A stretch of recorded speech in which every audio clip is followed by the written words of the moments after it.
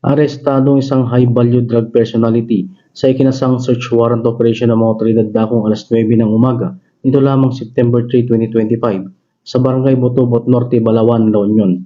Kinilala ni Police Major Jean Michael M. Algo, hepe ng Balawan Municipal Police Station, ang suspect na Elias Bato, residente ng Barangay Botobot Norte, Balawan, La Union, na itinuturing na high-value individual sa talaan ng mga otoridad. Ayon sa isinagawang operasyon, nasamsam mula suspect ang 12 heat cell transparent plastic sachet na naglalaman ng inihinalang shabu na may kabuang bigat na tinatayang 15 na gramo.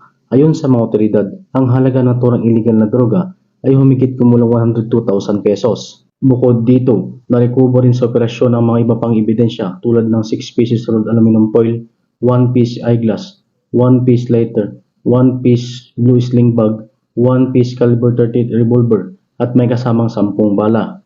Ang lahat na nakumpiskang ebidensya ay sinalalim sa tamang dokumentasyon at inventaryo. Samantala, ang suspect ay kasalukuyan sa kustodiya ng Balawan PNP at maharap sa kasong paglabag sa Republic Act 9165 o ang Comprehensive Dangerous Drugs Act of 2002 at RA 10591 o ang Comprehensive Firearms and Ammunition Regulation Act. Mula dito sa Ilocos Region, ako po yung Police News Network Correspondent, Patrolman Dennis Carinal, alagad ng batas, tagataguyod ng balitang pulis.